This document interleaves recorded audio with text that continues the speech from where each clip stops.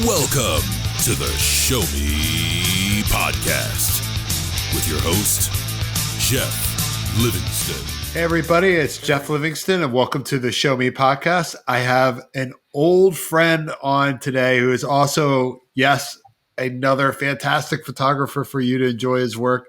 His name is Jason Miller. Jason, how are you, sir? Jeff, good to see you, my friend. Thanks for having me on. It's what a pleasure to see you.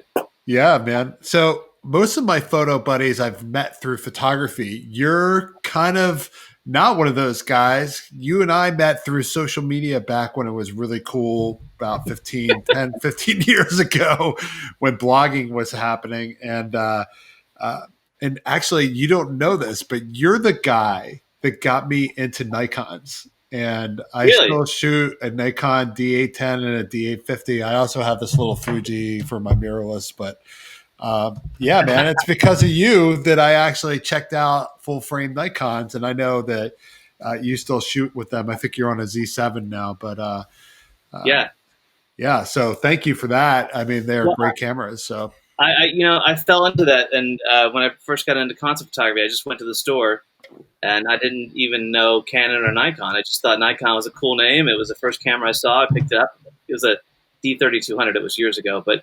I just kind of fell into it, but I'm now. I mean, if you want to talk about brand love, man, I'm a devotee to Nikon. They have treated me so well. Yeah, you are as loyal as they could be. Now, normally we don't talk shop; we talk awesome photography, and I'm so delighted to have you because of that.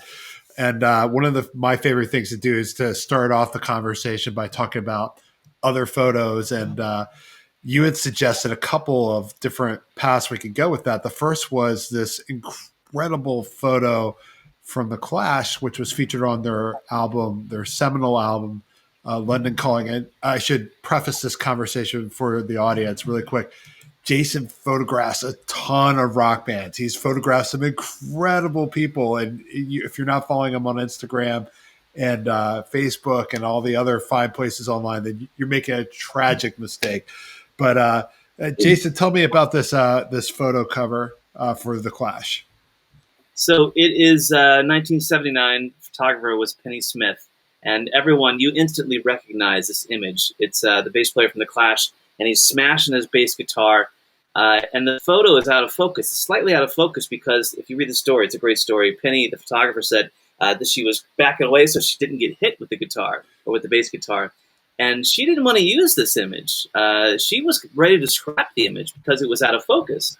But the guys, someone saw it and said, "Oh my God, the band will love this. We should make this the cover." And it became this iconic photo. It's rated as one of the greatest album covers of all time.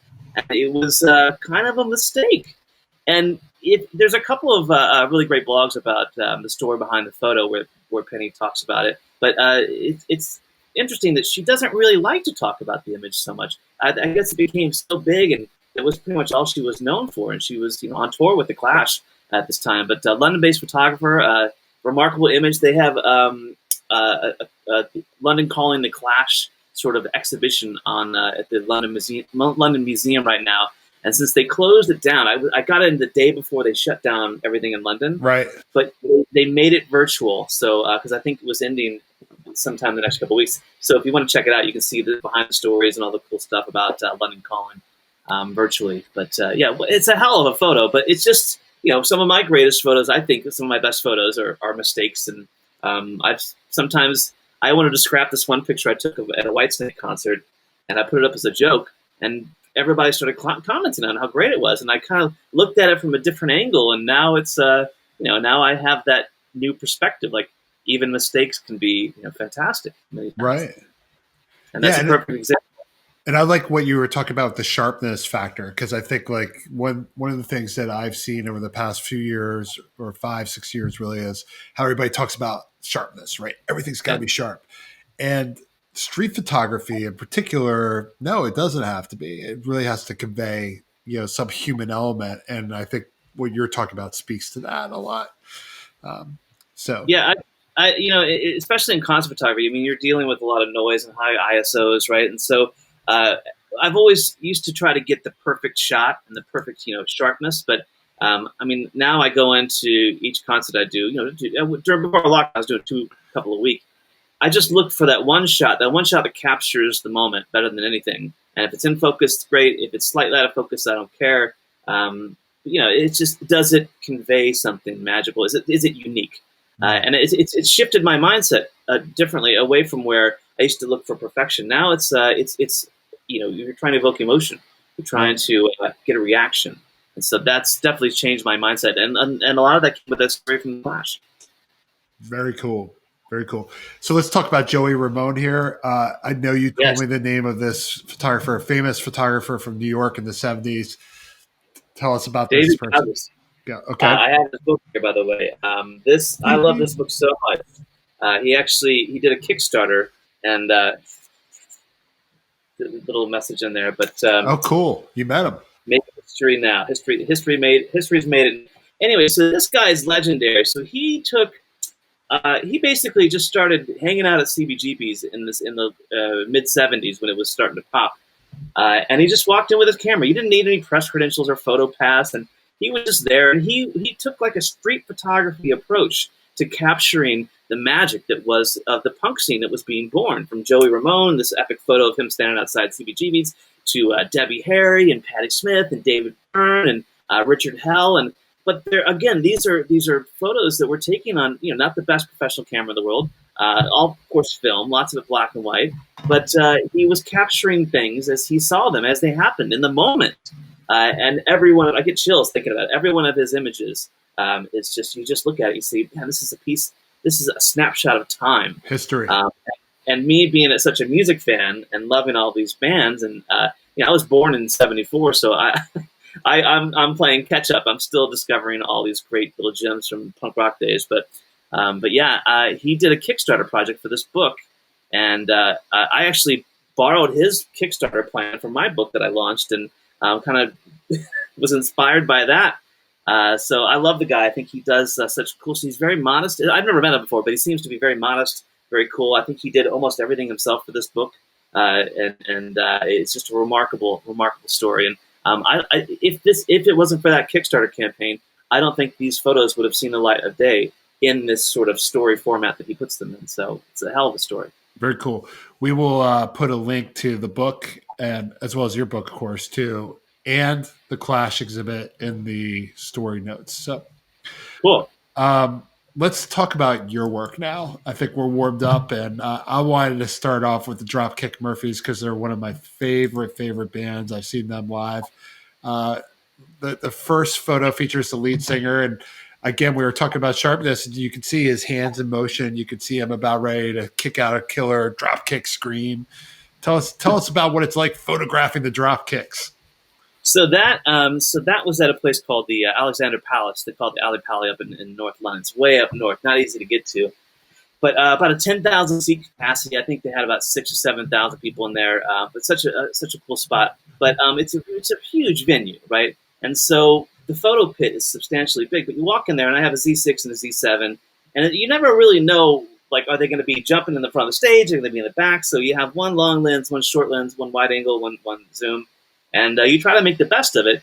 But there was probably 5 or 6 other photographers, and they split us up on each side of the pit. So we had to pick a side, and I didn't know where the hell they were going.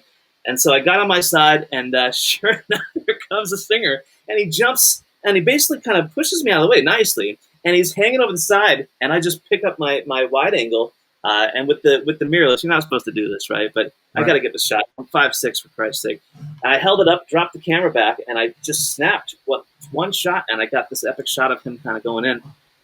But yeah, it was so much energy, and then you're trying to, there's 12 people in the band or whatever, and they're all running around going crazy, and you're trying to capture that and you have such a gap between the crowd and the stage. You're trying to bring a little bit of interaction to show the energy in the crowd and how excited everybody is. So yeah, that was a really, really fun shoot. But those guys, man, they were all over the place. They're crazy, aren't they? Incredibly difficult to get the shots that I really needed to tell the story. When I saw them here in DC, I remember that they had a kid that was in the front. Like somebody brought their 6-year-old kid, and and the guy's like the lead singer, I forget his name, but he's like, what are you doing here with a kid? Come here, kid. And they put him up and they sit him right on the drum kit, and he just sat there the whole time. and watched the whole show from the drum kit. It Oh, was that's awesome. insane. Yeah, it was my first time seeing them. They were absolutely spectacular. But I had to see them once, and I think they're more popular now than they've ever been. Rightfully so. They're still making great music. But those images, for some reason, I guess there was something happened. I guess there were a couple of photographers who were supposed to be there that weren't there. But yeah, I got picked up by Irish Times. I picked up the photos. Well, they're great.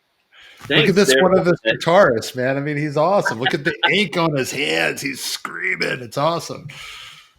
And I got a couple shots in the latest Viva La Rock, which is a print magazine here in the UK. But hell of a show and so much energy. But man, I do prefer having a photo pit, but I got to tell you, I do love kind of getting in the crowd and getting those smaller, intimate crowds, especially the punk shows where the band is one with the audience, but they're incredibly difficult to shoot, right? Right. You really got to put your beer down for that one. I'm looking at this. I'm looking at this one show pic from that particular event where you have the audience, all their arms are up, and there he is singing. I guess he's in the pit with them. And how hard is that protecting your equipment while you're photographing that? I mean, I must imagine you must be a little bit afraid that you might drop a camera. No, to be honest with you, those Nikons, I mean, especially the mirrorless series, they're built to take the beating, right? I mean, these are cameras that go into war zones, right. for sake. So I've got still on my Z6, it's covered in fake blood from the Gore show because I got blasted right in the face with fake blood. So my cameras take a beating. It's more about I try to protect the lens as much as I can, but I don't use lens hoods. I never use lens hoods. I just think they're bulky and they get in my way. But I use a UV protector, and I've taken a few hits. I've gotten knocked by guitars, and funny enough though, there was one show. There was Pete Doherty is notorious for this, right? Mm-hmm. I wasn't at the show, but it was in North London a couple years ago at Kentish Town Forum. And every once in a while, you'll be in the pit, and so the band will come over and they'll try to get your camera, and either they're going to try to take some pictures of the band or take some pictures of the crowd. What's that? There was one band. I can't think of it. I think it was You Me at Six. Grabbed the girl's camera next to me and just took some pictures of the band. Steve Vai grabs a camera and takes a picture of a big selfie of himself. But Pete Doherty from the Libertines grabbed someone's camera with the flash pot on. We weren't even supposed to have the flash in the pit, and just chucked it in the air. And someone got a picture of this camera spinning, head over foot in midair, and the entire balcony of the audience is going. Right. And this is probably a $4,000 camera. Right. It's a lot of money, man. I'm freaked. Thank God, right? Somebody caught it and brought it back to the photographer. But anyway, but my point is, back to your question, it's like, it's. I think about this a lot, and I think if you have the opportunity to get that shot, and you don't go for it, you're going to spend the rest of the night just pissed at yourself.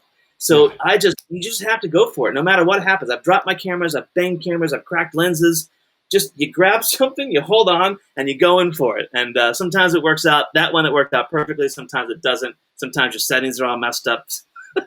But the good thing was they kept jumping down. They were so in the crowd, so they're so interactive with the crowd. We get the first three songs, right? They were so interactive with the crowd. There's one where he's jumping into the crowd. That's insane, right? Yeah. Yeah, it's out of focus, right? It's slightly out of all focus. Blurred, but you get the whole emotion, right? Shows that movement, and look, that's a widening. That's a 14 millimeter lens, man. His foot, almost, I could feel his foot grazing my hair. It was fun. Hey, at least you still have hair, man. I'm in lockdown mode, so I'm growing my hair out, and I haven't shaved in 2 months. So yeah. So that's what you did. So you almost lost the camera on that. Tell me about one of the things I thought was interesting was the picture of the guy with the accordion, obviously, and the drop kicks are a little bit weird with all the different crazy instruments they bring into it, and very Celtic in their own nature. Yeah. But is it hard kind of shifting around and hitting all these different elements like that? I mean, this has to be one of the most challenging concerts to shoot. Yeah, so like I said, we generally get the first three songs, right? No flash, you can't use flash, so we're pushing some ISOs a lot of times. And you have to figure out how to tell a story and capture all this madness in about, generally about 9-10 minutes, right? But it goes by super quick. And Right. so I have two. I usually only bring one camera. I think if you can't get the story in one camera, but for a show that big where you have that much room, I carry two buys. So the Z6, Z7, and you have to snap everybody, and you even have to get the drummer. The drummer is always the problematic one because they're way in the back and they're usually hidden. Dark. But yeah, it's the challenge is how do you find that balance between capturing every band member and then capturing the moments where they come together, and then do some individual portrait sort of style shots as well, but then work in the crowd. So there's so much to think about, and lots of people. Sometimes you go to YouTube and you see if there's footage from the shows from the tour, because the set lists at a big show like that generally don't change. But mostly it's just getting in there. If you know the band, if you love the band, then you're that much more closer to the music. There's a lot of photographers out there, and that I guess they do this for a living, and they're there they're there for a job. I mean, I'm there for I love the music. I want to shoot bands. It's your passion project. But it's also a job, and I get paid here and there for it. But finding that balance between my love of music and then actually capturing what I need to get the blog or the review done. I mean, it's a challenge. Right. But you're like me though. Like I have like a full-time gig right now. Yeah. And the photography is a passion, and I'm semi-pro, right? Like I don't shoot full-time, but I shoot part-time. So this is really something that, like, for you to put in the extra hours, you really love it. I'm obsessed, and I'll tell you what pushes me is when you miss a shot, and you should have got it. And like I've shot Kiss 4 times because I missed a shot each time. I wanted to go back and get it right. Right. You're constantly always trying to one up yourself, and then it's just so much fun, and you kind of get addicted. But every show you go to, I mean, I spend probably a minimum of 2 hours editing photos. I mean, and it's not like they're out of the camera and I need to blast them out. It's just going through 400 or 500 shots. Shot selection, tweaking them. Each one needs a little tweak. I know. But yeah, it takes up a tremendous amount of time. I don't sleep very much, and I got 2 kids as well, so you got to find that balance. But I think it's just the question is always like, how bad do you want it? How bad do you want to get those shots? And I've always wanted to get them pretty bad. There you go. Hey, let's talk about Backyard Babies really quick. How is this band? I mean, I love this edit where you have the guy's guitar kind of swishing through, and then it creates almost like a second collage frame, and then you have him again repeated through the image. Tell me about like what caused you to create that edit like that.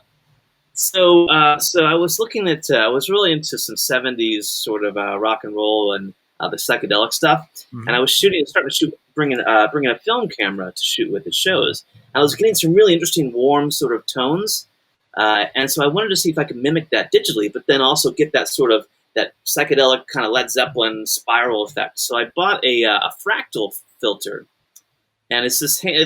It's funny. They almost didn't let me in the show with it because it's this huge glass filter, and it's got these rings for your knuckles. It looks like a pair of brass knuckles. So they almost didn't let me into the show with it because they're like, you can't bring that in. I'm like, it's for photography. Anyway, so I used it at a Monster Magnet concert. That's why I bought it for, so I could get these cool psychedelic Monster Magnet. And Monster Magnet always has reds and greens, so it looks like something from the 70s, cool spiral. And I just brought that because I knew the Backyard Babies have that green and red light as well. And the guy kind of always jumps up in front of it, does these cool acrobatics with the guitars. Anyway, so I'm up there, and it's almost prism style, but I got this filter, and I'm trying to get the right angle. I just snapped that one, but it was just like, you get the first 2 songs, and then if you get what you need, then I pull out the filters and try to get some creative, unique stuff. And I'm really obsessed with filters, and but I don't like to do it in Photoshop. Nothing's done in Photoshop. I want to see if I can do all this stuff in camera with a really cool filter or a very unique lens. Yeah, that's one of those things that Zacharias always says: the more you can get it right before you get it into the computer, the better the shot's going to be, and it'll come through. It's very obvious. But I got to be cautious that I don't overdo it, right? So every shot doesn't have this crazy, fractal filter kind of thing. But the fractal filters are really cool, and I had a lot of fun with those. Cool. Hey, tell me about this moment where the I guess it's the guitarist and the bassist seem to like really start jamming out pretty hard together. That's one of those moment shots with the interactions you were talking about, right? Yeah, so my favorite lens to shoot with is was on my Nikon D850 that I had was the 15 to 30, right? So they don't have it's a 15 to 30 2.8 Tamron, and they don't have a 2.8 native Z lens yet. So I think it's a 14 to 30 that I use, but it's an f4, so it gives you a little bit more depth of field to play with. But I mean that lens is on my camera nonstop. I absolutely love it. The standard camera for photography is always the 70 or the 24 to 70. Mm-hmm. Everyone has that one on. So if you go a little bit wider, you can get these different shots. And then when they come in, you just go right up in their face, man. And like they're not paying attention. They don't care. They love the cameras, right? And you literally like this far away from them, and you just get in there, tuck your elbows in, take a deep breath, and just get that shot. But yeah, that's right in their face, and they just come for it. And the other thing is there's a lot of photographers, a shit ton of photographers in that pit that night, because it was the Backyard Babies and the Wildhearts, two of the biggest bands in the UK.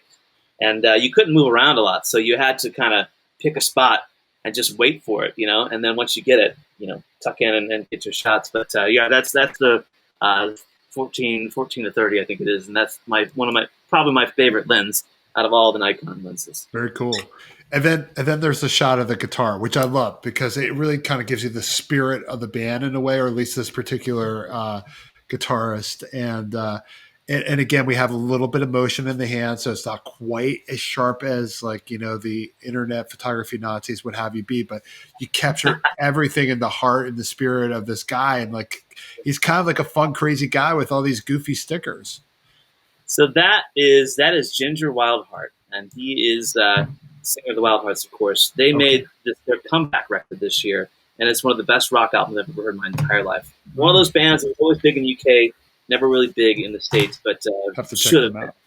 Their fans over here are obsessive, right? Anyway, so that's one of Ginger's classic guitars, and if you follow Ginger, he's very open on social media. He's on Twitter. He struggles with depression and mental illness, and he's always talking about crazy, kind of some things that happens to him in life as a rock star and a singer-songwriter. Anyway, but that guitar, I think everything on that guitar, if I think of what's in Ginger's head at any moment, that's what I think of. So he has a couple of cool guitars. CJ Wildheart, the other guitar player, has a similar guitar. But yeah, I love that, and I think you can see in Ginger's hand, that's a rock and roll hand, and you can see all those graphics and characters. I mean, that's what I imagine is going on inside of his head when he's playing and singing. So tremendous. Ginger Wildheart. Follow this guy on Twitter. He's genius. One of the best singer-songwriters on the planet. Definitely. I'll check him out after the show. Man, this is pretty cool.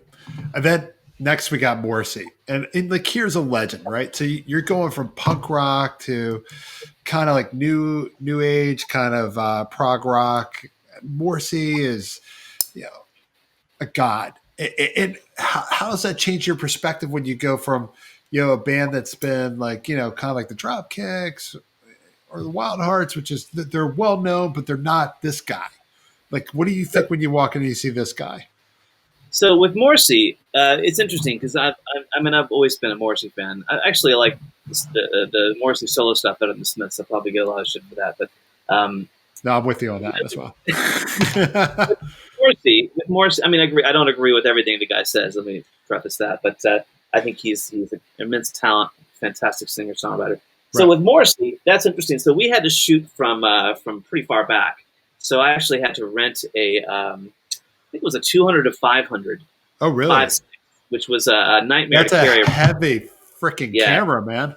That camera lens, that thing's massive. I'm standing on a step stool, and I'm I have a monopod, and I'm trying not to breathe, and I'm cranking up the ISO. So not ideal shooting situations. But with Morsi, I just wanted to get one shot to capture the majesticness, if that's a word, majesticness of Morsi.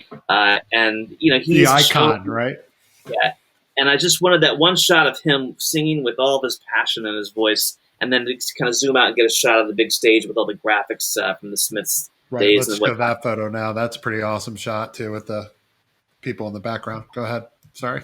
But yeah, that was a really, really tough shoot, and you didn't get a lot of angles because we were so far back. I mean, it was at Wembley Arena, Right. so there was a photo pit, but Morsi makes a shoot from the soundboard, which I don't know, it's got to be 100 feet back, maybe a little more. But yeah, so that was me just trying to capture one sort of photo of this man. I mean, that's so I can put it up on my wall at home. That's for me. That entire concert was for me. That's awesome. So now you shot that at Wembley. Like, what's the difference in venues, and how does that impact you when you go in and you check out? How am I going to shoot this? Well, Wembley. I mean, there's Wembley Stadium, and then next door is Wembley Arena. So Wembley Stadium, I think, is like 70,000, 80,000 people. Right. It's crazy, right? Spice Girls reunion. You take that. Robbie Williams. I shot Taylor Swift. No, just kidding. I did shoot ELO there, which was awesome a couple years ago. Anyway, so Wembley Arena is right next door, a little bit smaller. I think it's about 10,000 seats, but still, it's an arena. That's a big arena, yeah. So it depends on if they have a photo pit or not. If they make a shoot from the soundboard, you're super limited. Lots of flat shots, lots of kind of seemingly boring images, if you will. But if there's a photo pit, you have to bring in a nice 270, 200. Pretty much get what you need. But I mean, we're really lucky in London to have so many cool music venues, right? From the O2 to the smaller clubs to the 100 Club, which is one of the only punk rock clubs left. Here it's a very small place, but yeah, I think it's you go into that mindset of like I like to bring one camera and 2 or 3 lenses and get the job done. But if it's a big arena show, then of course you got to bring your step stool and all this other shit. And it kind of takes the fun out of it. But yeah, it's just based on the different venues, different sizes. And I like to go as lean as possible, bring the least amount of gear, and try to get the job done. But it doesn't really change. Well, it changes a lot of perception, or it changes a lot for me. Meaning that I want to be as close to the band, as close to the music as possible in the crowd if I can. Clearly, you can't get that with the bigger venues, but I do those much less frequently. Right. And then with this next image, it seems like he's kind of like, right? Like you got him in a moment. I mean, is that just like from tracking him and following and you're like, oh, boom, got it? Yeah. He was, I mean, he's very animated on stage, and I think he knows how good he is, right? So you look at in the first song, the lights were terrible, by the way, in the first song, but it started to get a little bit better. But he whips around the microphone cable and does some really cool stuff. And he's just trying to capture that one moment where it's like you want the passion shot, and then you want the energy shot, the power shot. I think that was sort of the power shot. But the many faces and the many different sides of Morsi in 3 songs, what can you pull out of that? I think that was what I was going for. And in this case, you don't really need to shoot the band. I mean, you just want a shot. Shot. Yeah. Now, the next artist we're going to talk about is Sinead O'Conner. And unlike the Morrissey one, you did seem to get a lot of shots with her and the band, but she's also wearing that, I don't know, that crazy get-up where she seems to be like a nun, not quite a nun. And, so she converted to Islam a couple years ago and changed her name. But what's interesting about her is, you have one of the most remarkable artists on the planet, arguably the greatest female voice of modern times, who again went through some very open struggles with mental illness. Obviously did some very controversial things with ripping up the Pope's photo, and she wore her heart on her sleeve, and she didn't really hide herself. But when they announced that she was going to do a string of small shows, I actually bought tickets to this. I was the first one in line to buy tickets. Oh, cool! And so it was at a small venue called Shepherd's Bush Empire, which holds maybe 1,500, 2,000 people. This is a very tiny venue for her. Mm-hmm. But the problem is she doesn't have a record label, and she doesn't have PR, a press publicist. So I couldn't figure out how to get a photo pass. So I tried for 3 months. Finally, I figured out who it was, and I got one. But I could not believe that I got approved to shoot this woman because she's just, in my opinion, she's God. But the photo pit was so packed, and it was literally, she was probably a half a meter from me at times, but you couldn't move. It was me and 11 other photographers, and there's just this tiny, tiny little photo pit. The photo pit's probably 1.5 feet, and you just smash between the crowd and the stage. And when she came out, she smiled, and she made these little faces, the photographers in the front row, because there's, here's all these cameras. This is her comeback. Nobody knows if she's going to be great or if she's going to sort of, have a breakdown. Right. But yeah, she looked at me and she smiled in the camera, and I got this shot and I had my Leica. I had my Leica monochrome with me and my Nikon, my trusty Nikon. But yeah, I was in awe. But it was sort of one of those moments where I had to balance again the fan and the semi-professional, right? So get the work done, but also love the music. And she was spectacular. There was a moment in that show. There was a guy next to me I was hanging out with, having beers with, who was a photographer for Mojo, and we hit it off. It was super cool. He goes, "You gonna stay for the show?" I'm like, "Oh, you kidding me? Of course I'm gonna stay for the show." So we stayed for the show, and there was moments where she would do a cappella songs, traditional Celtic a cappella songs, and you've never heard such dead silence in a theater. That there wasn't a cough, a sniffle, there wasn't anything, and it was no microphone, just her and her voice. And I'm getting chills again thinking about this, but one of the most incredible things I've ever seen in my life. And I will say this, the look in her eye, the passion in her voice, and the way she sounded, she is 100% back. And I think she's got 2 records coming out next year. But new management, she is back, and that is a force to be reckoned with. And again, one of the finest voices of our lifetime, Jeff. That's awesome. And I do like how you kind of, pulled back and you showed some perspective with the drum kit behind her, and then the whole band. And it reminded me a lot of like a photojournalism style where you would set the scene, so to speak.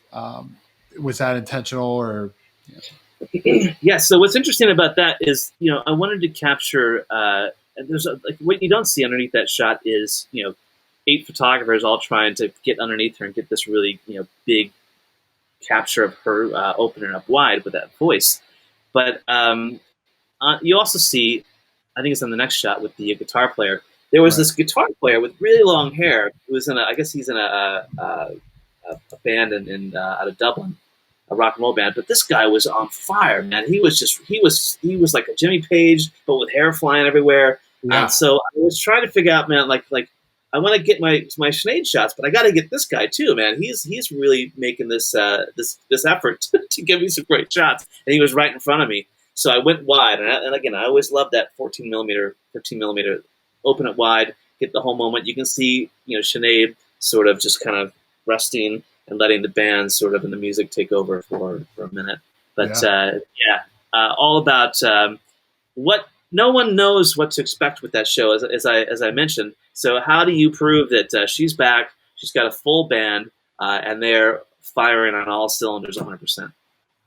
So one thing that's interesting is that, obviously in this coronavirus era and the COVID era, I think if you're a photographer, you're not going to accept I can't go out to a concert. You're going to shoot. You're going to find something to shoot because you have the bug in you. It's just the way it is, literally. And I think last week I rented, you were talking about your 200, 500. I rented a 150, 600 and went birding for a week because I got to shoot. I can't not get out there. I can't help myself. So if I'm limited to nature walks, then that's what I'm going to do. And I noticed on your Instagram that you're doing these incredible macros. Like, God, look at this one insect here. It looks like a bee. Tell us about what you're doing to keep yourself busy as a photographer during this era. Yeah, so that little guy, it's funny. He looks like he's posing, right? Like he's looking at me for a headshot, like a LinkedIn headshot or something. But so I've always been interested in macro photography. I've never tried it before, but I was looking for something new to shoot, and I didn't even have a macro lens. I bought a Sigma 105 macro used on eBay for like £100. The autofocus doesn't work on the Z series, and then you have to put the FTC adapter on there too, right? So, so I was just playing around with it, trying to figure it out. But the depth of field is so incredibly small. You're talking about like a millimeter, maybe 1.5 millimeters when you're at a 1:1 plus. And so we were experimenting, and to be honest with you, I caught that on my first day of trying. Really? Beginner's luck, huh? There was a bee flying around in my kitchen because we have these big open doors that open up to our garden.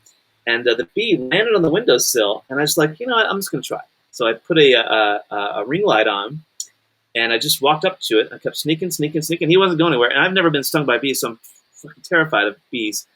And I'm about 2 inches, maybe an inch and a half away from him, and I just kind of try to balance and tuck in because I didn't have a tripod, and I just fired off, I think, 75 shots, and one of them was in focus. I mean, I got everything from here, down the whole damn bee except the eyes. I wanted the eyes. That's Wow. the depth of field you're dealing with, and I got it, cropped it down just a tiny bit, and a tiny bit of editing in Voila. Lightroom, and that was it. But I got the shot. That's crazy. And then this next one, I think was at the end of a gallery you put on Instagram with a whole bunch of other great macros. Is it the same bee or a different bee? So this is a different bee. I don't kill the bees. This obviously the one is alive. He's staring at me. Yeah. But this one, I was looking for another bee to shoot. And I heard one buzzing around, and I guess he ran into the wall or something. He was on the ground, and he was dead. Oh no! So and this one, that's him on the ground. He's upside down. I flipped it over, flipped the picture over, so it looks like he's kind of coming in for a landing. Yeah, but he's dead as can be, and he was just sitting there. And then I went to pick him up, and his head popped off. Oh my god! I thought, now this is getting cryptic, right? Right. So I took his head, and I grabbed my daughter's glue gun or glue kit, whatever, and I glued it on the back of this background, and I was just trying to practice with it, and then just trying to figure out the depth of field and trying to figure out how to get those eyes. The eyes are what I was really interested in, and then I put his head in a Ziploc bag and put it in the freezer because you're supposed to freeze them. I forgot about it. My wife was getting something soft, frozen fly head. She's like, "What are you doing?" I get that all the time. Anyway, but yeah, it's fascinating. But I will tell you this: a true macro lens is 1-to-1, right? Right. But there's a lens out there called a Lao lens or something. I can't pronounce it. LAOWA, right? Yeah, and it gets to 5x magnification, which is insane, right? But your depth of field, you need a tripod, and you need that rolling mount. I forgot to call that a focus rail. Yeah. And but that's where you get into you can't do it on a living spider or whatever. It's impossible. Excuse me. But anyway, yeah, I've been having fun with that. Tested all kinds of things, and I finally got I think what works the best, that Sigma with a couple of extension tubes on my Z7. And I see that picture too where you have the newer light on it as well, and it's a nice rig, man. And for those of you that are watching, you can follow Jason at that Instagram account, Jason Miller CA. CA for California, yeah. Gotta go UK now, man. I know. I created that handle. It was my Twitter handle. I created it in the backseat of my friend's car, I don't know, 20 years ago. So long, 2006, 2007, right? Oh my God. And but he was like, he said, "Hey man, can you join Twitter so I can get to 100 followers? I need one more follower." So I never knew I would be using the handle. But anyway, the interesting thing about that is, the lens, that Sigma lens, there's only a couple of options for good macro lenses, and you have to get 1-to-1 as a starter. That's a true macro. I have a couple of vintage lenses that are 1-to-2, which make it cool for flowers and stuff. But if you want to get the insect shots, you got to go 1-to-1 and then push it even further. And that's where the macro tubes came in. And those Mikey, I think they're called, but those are native Z lens or native Z extension tubes. I didn't know they made those, but they were like 20 pounds. The lens was like 120 pounds used, and then that newer light was I think 24 pounds. Not bad. So the whole rig there, minus the camera, was a couple hundred pounds, 250, 300. So it's not bad. Yeah. And it's hours and hours of fun and frustration. There you go. Always shooting, man. Always be shooting. So Jason, how can people find you online? What's the best way to see what you're up to? So you can find me on Instagram, Jason Miller CA, TikTok, I've been playing around with TikTok, just stupid videos of my kids. Jason Miller 1, I think it is, or something like that. And then obviously LinkedIn, if you just type in Jason Miller, Microsoft or LinkedIn, it should pop up. And then Facebook, Jason Miller CA as well. And then rockandrollcocktail.com is my personal website. Revamping that now. The book is available there. I think I have like 20 or 30 copies left. We sold 500, which I was blown away. We actually made it to that. And yeah, but now I'm really into film, and I'm doing a lot of instant film photography. I'm obsessed with that. And I got me I bought a Sputnik stereo camera. Really? From Russia. It shoots in Nice. stereo. You need those stereophonic goggles to see them. And I just got a Bronica, so medium format. I'm going old school medium format. So that's where I'm spending my time here lately. But man, it's as you know, it's a journey that never stops. Once you start to learn something else, like film, even scanning film, it's a pain in the ass. You know? Oh, I know. I got a whole bunch of rolls I gotta hit.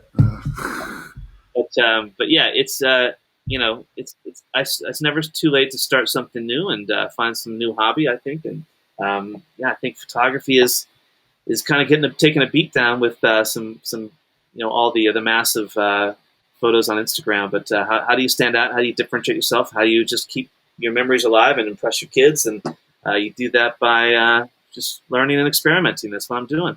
That's awesome, man. I love seeing it too. And I love, I was really quite a joy to see the macros on your site. I was on the Instagram. I thought that was really fantastic. It gave me something to think about, hey, there's more to do. There's definitely more to explore. Yeah. And I don't really know what the hell I'm doing still. I can tell you lots of frustration, lots of trial and error, lots of missed shots, but it's fun. And I think once you get that shot, and you know it, and you're happy with it, and you just take a break, and you're like, man, yeah, you feel a sense of accomplishment, and then you just want to push it even further, and that's what photography, I think, is all about. Very cool, my friend. All right, Jason, thank you so much for joining us on the Show Me podcast. I'm sure I will see you online everywhere. 100%. Awesome. Well, hey, so great to catch up with you, and thanks again for having me on, man. Really, really great conversation. I had a lot of fun, and look forward to keeping in touch. All right, brother. Have a good weekend, okay? Cheers, mate. Thanks for listening to the Show Me podcast with Jeff Livingston. More shows, sponsorship, and donation information are available at showmepodcast.com.